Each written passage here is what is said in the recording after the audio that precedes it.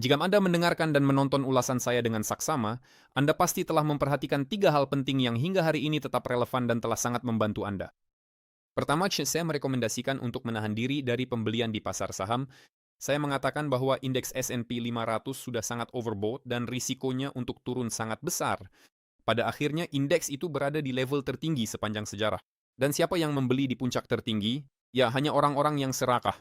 Atau ada satu kategori lagi, mereka yang sangat tahu banyak. Itu juga mungkin terjadi.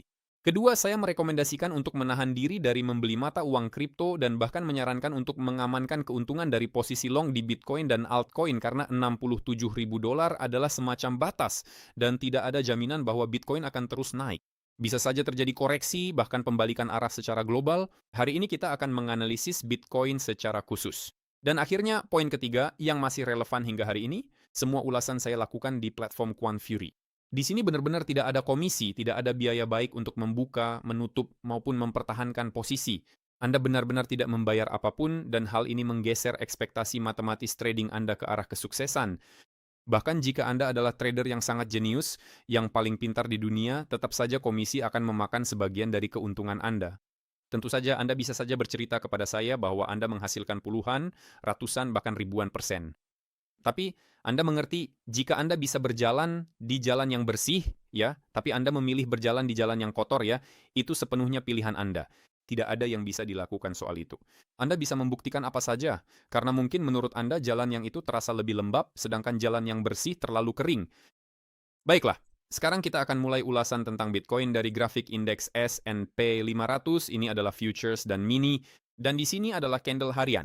Perhatikan, kita sekali lagi tidak memperbarui rekor tertinggi sepanjang sejarah. Secara spesifik, indeksnya tidak memperbarui rekor, tetapi kita justru bertahan di bawah rata-rata 50 hari, lalu melakukan false breakout di titik ini, 21 Juli, menembus rata-rata itu dari bawah ke atas dan kemudian turun dengan pola bearish engulfing dari candle hijau yang sama pada 21 Juli. Apa artinya ini? Ini berarti bahwa jika level support ini, yaitu level biru di 7.436 poin tidak mampu dipertahankan, maka kemungkinan besar penurunan akan berlanjut ke kisaran 7.338 poin dan bahkan berpotensi turun lebih jauh ke rata-rata 100 hari di sekitar 7.300, 7.270 hingga 280. Tentu saja, indeks S&P 500 dan seluruh pasar saham bisa saja terus bergerak datar, bisa tetap berada dalam pola sideways selama berminggu-minggu bahkan berbulan-bulan. Namun bahkan pada level saat ini saya menyarankan untuk menahan diri dari melakukan pembelian. Ini sama sekali tidak berarti bahwa Anda harus membuka posisi short, tapi sebaiknya hindari juga hal itu. Dan saya juga ingin mengingatkan bahwa pasar saham adalah pasar instrumen keuangan yang risikonya lebih rendah dibandingkan dengan mata uang kripto. Ini berarti bahwa tekanan di pasar saham, potensi arahnya yang turun, memberikan tekanan signifikan pada instrumen keuangan berisiko yang mencakup Bitcoin dan semua mata uang kripto lainnya. Sekarang ini kita akan melihat apa? Nah, mari kita lihat grafik Tesla. Meskipun ini adalah ulasan tentang Bitcoin, kenapa kita tidak melihatnya juga? Hanya saja tickernya adalah TSLA. Ya, silakan. Ini dia, perusahaan Tesla. Lihatlah, pergerakan turun yang luar biasa. Pergerakan turun ini dimulai kira-kira pada tanggal 2 Juli sejak awal bulan dari level 432 dolar dan turun hingga 316 dolar. Sekarang kita akan lihat bersama berapa persen penurunannya. Nah, mari kita ukur dari titik tertinggi, kira-kira sampai titik terendah. Saham ini kehilangan seperempat nilainya, lebih tepatnya 27%, bahkan lebih. Jadi, agar Tesla kembali ke nilai sebelumnya dari level saat ini, bahkan hanya ke level tertinggi sementara, saham ini harus naik 35%. Selain itu, kita juga memahami adanya persaingan antara Tesla dan produsen mobil asal Tiongkok. Meskipun Tesla tidak hanya terbatas pada produksi mobil atau mobil listrik saja, namun mari kita ingat bahwa hari ini kita sedang membahas Bitcoin. Dan sekarang mari kita lihat situasi Bitcoin dengan cepat namun tetap mendalam. Kita masukkan BTC USDT. Kita buka grafik Bitcoin. Dan apa yang kita lihat?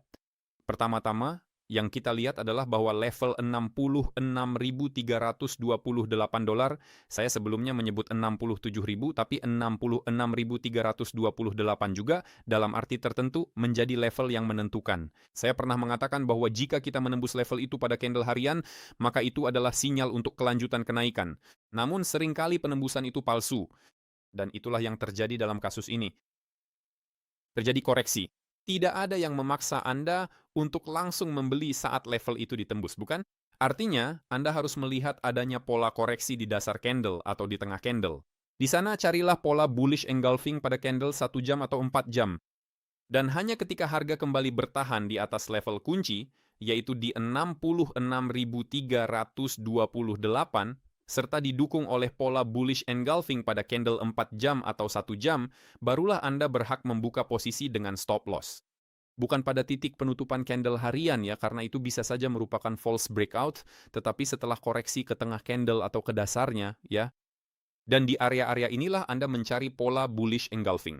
Kemungkinan hal itu tidak terjadi, tetapi Anda melihat bahwa yang terjadi justru sebaliknya. Pada candle harian, kita telah mengalami bearish engulfing terhadap candle kenaikan, yang berarti pasar sekarang telah berbalik arah ke bawah menurut semua tanda formal, dan level kunci penurunan sekarang adalah level yang mana? Sangat mudah untuk menentukannya, yaitu level di mana sebelumnya terjadi pembalikan arah ya, yang menjadi penentu. Saya akan menandainya berdasarkan pengalaman saya, meskipun di sini bisa saja ada beberapa opsi. Seperti inilah level tersebut, $64.298. Itu adalah level pertama, dan level kedua adalah sesuai urutannya, $62.290. Jadi jarak di antara keduanya adalah $2.000. Dengan demikian, kita bisa melihat 3 skenario. Skenario pertama seperti ini. Skenario kedua seperti ini. Dan skenario ketiga seperti ini. Nah, tidak harus selalu lurus kan? Jadi kira-kira seperti ini. Jadi saat ini tidak ada pembelian dan memang tidak bisa ada pembelian. Selain itu, perhatikan juga hal lain.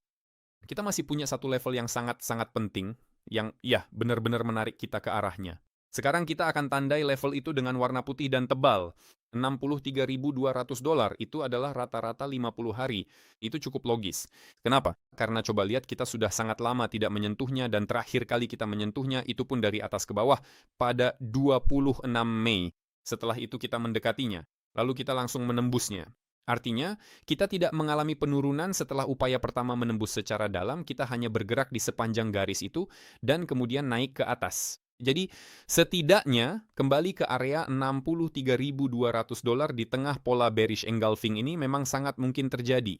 Lalu apa yang akan terjadi selanjutnya? Itulah pertanyaannya. Setelah itu, lagi-lagi ada 3 kemungkinan. Jadi saya mungkin tidak akan mempertimbangkan kembali ke 64.290, melainkan saya akan mempertimbangkan kembali ke area 63.200 hingga 62.300. Jadi ke sekitar sini. Dan setelah itu ada 3 kemungkinan. Kemungkinan pertama, kita akan mengalami koreksi yang lebih dalam ke kisaran $58.000. Namun dalam kasus ini, kemungkinan besar pasar akan berbalik arah bahkan pada candle mingguan, padahal saat ini candle mingguan masih mengarah ke atas. Kemungkinan kedua, kita langsung memantul dari garis 50 hari dan bergerak untuk menguji garis putus-putus tren global ini. Garis itu dibangun berdasarkan candle bulanan, yaitu di kisaran $70.500 kurang lebih. Dan di situ juga terdapat garis 100 hari dan 200 hari untuk Bitcoin. Dan pada akhirnya kita juga punya kemungkinan turun ke kisaran $62.000 dan sekali lagi memantul kemana? Ya, tetap ke sana juga ke kisaran $70.000. Sangat banyak yang akan bergantung pada pasar saham. Artinya jika pasar saham terus turun, maka kemungkinan besar pasar kripto juga akan ikut jatuh. Namun jika pasar saham saat ini memantul dari level yang tadi saya tunjukkan kepada Anda, maka pasar kripto mungkin akan bermain-main di sana, bergerak sideways ya.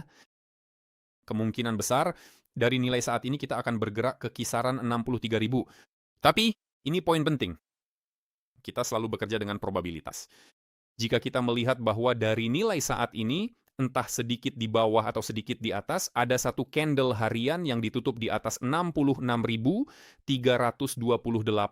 itu akan menjadi sinyal yang sangat kuat untuk pergerakan naik langsung ke kisaran 70.000. Jadi itu akan terlihat seperti ini. Lihat, kita sudah menembus, saya menggambarnya kurang tepat. Kita menembus ke atas dengan penutupan di atas level resistance penting, lalu turun lagi dengan penutupan mengenai stop loss, dan kemudian pergerakan berikutnya mungkin tidak seperti itu, tapi seperti ini, sangat kuat ya. Nah, tidak harus langsung ke 70 atau 72, tapi pergerakannya akan jauh lebih dinamis dibandingkan dengan apa yang kita lihat di sini.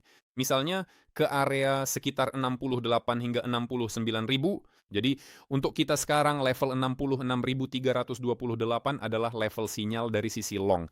Artinya, Penutupan candle harian di atas level ini adalah sinyal long, tapi untuk saat ini prioritasnya masih ke bawah. Dan ketika kita sampai di area 63.200 hingga 62.300, di sini kita juga akan mencari titik masuk untuk long. Kenapa? Karena kita akan beralih ke candle mingguan dan menghapus semua penandaan. Tidak, meskipun sebagian akan kita kembalikan. Perhatikan, saya sudah bilang bahwa kita telah menembus garis 50 minggu, lalu 100 minggu, kemudian juga sempat menembus 200 minggu, bukan? Dan sekarang tampaknya akan ada retest ke atas garis 50 minggu. Saya sudah gambar dengan garis bergelombang bahwa garis itu turun ke suatu area di sekitar garis putus-putus ya, yaitu tren global. Itu di sekitar 72.000. Dan selama waktu itu harga juga akan ikut naik ke atas. Dan hal ini tidak bertentangan, bahkan justru semakin menegaskan tren pada candle harian di mana kita melihat bahwa level tertinggi, semakin naik.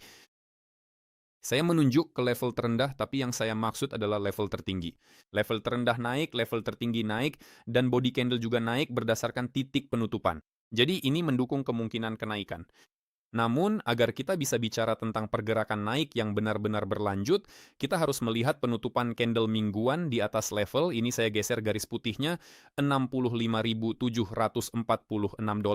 Ya, saya awalnya ingin membuat video ini hanya 2 atau 3 menit, tapi akhirnya saya membuatnya jauh lebih padat, berkualitas, dan menurut saya juga lebih mudah dipahami, karena setiap candle mingguan ditutup dengan warna hijau, dengan level tertinggi yang lebih tinggi dan level terendah yang juga lebih tinggi, semuanya terjadi di atas rata-rata pergerakan 200 minggu yang sebelumnya sempat kita lewati ke bawah, dan dengan potensi arah untuk menguji ulang rata-rata 50 minggu, yang terakhir kali kita uji entah kapan, pada 10 November 2025, maka peluang untuk naik ke sekitar sini, ke dasar candle tanggal 1 Juni, yaitu $73.500 memang ada. Tapi untuk saat ini, tidak boleh membeli. Dan mari kita perhatikan juga pasar saham dengan seksama yang akan saya ulas dalam waktu dekat. Jangan lupa subscribe channel ini. Kunjungi platform QuantFury, install aplikasinya di Apple Store atau Google Play, atau kunjungi situs tradingquantfury.com. Tanpa komisi, tanpa biaya, dan Anda bersama saya. Sampai jumpa!